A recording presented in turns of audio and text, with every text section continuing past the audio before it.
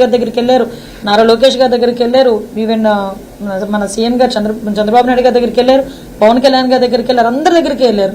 మాకు న్యాయం జరగాలి.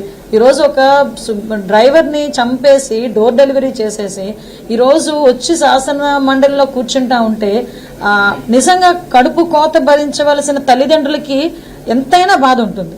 ఆ బాధ కొద్దీ వాళ్ళు బయటకు వచ్చి ఈరోజు పునర్విచారణ చేయాలని చెప్పేసి వాళ్ళు కోరుకున్నారు. దానికి కూడా కోర్టు అనుమతి వాళ్ళు తీసుకోబోతున్నారు. దాని ప్రకారం ముందుకెళ్తారు.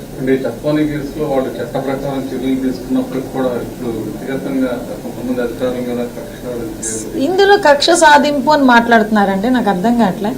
జత్వానీ గారి కేసులో మీకు తెలుసు, ఆవిడని ఇంతకు ముందు ఏదో ఇబ్బంది పెట్టారని చెప్పేసి ఒక లేడీ బయటకు వచ్చి ఎక్కడో పక్క రాష్ట్రం నుంచి మన పోలీస్ డిపార్ట్మెంట్ మీద నమ్మకంతో, ఈరోజు ఎన్డీఏ గవర్నమెంట్ మీద నమ్మకంతో ఆ రోజు వచ్చి మనకు ఒక కంప్లైంట్ ఇచ్చిన తర్వాత దాని మీద విచారణ జరిగిన తర్వాత ఆ విచారణ నేపథ్యంలో కొంతమంది ఐపీఎస్ ఆఫీసర్స్ అందులో ఇన్వాల్వ్ అయ్యారని సంగతి తెలిసి వాళ్ళందరినీ కూడా కేసులు పెట్టి సస్పెండ్ చేయడం జరిగింది.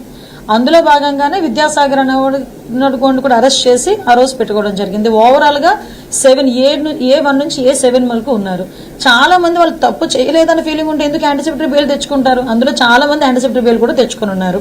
ఈ రోజు ఎవరైతే మాజీ ఇంటెలిజెన్స్ చీఫ్ ఎవరైతే ఉన్నారో ఆంజనేయులు గారు, ఆయన కూడా సీతారామ ఆంజనేయులు,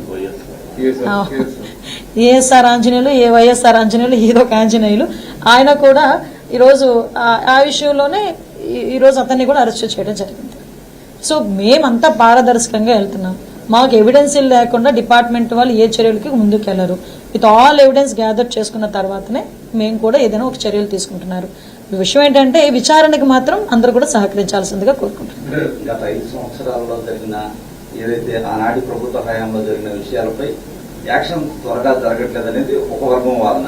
మరికొంతమంది రాజకీయ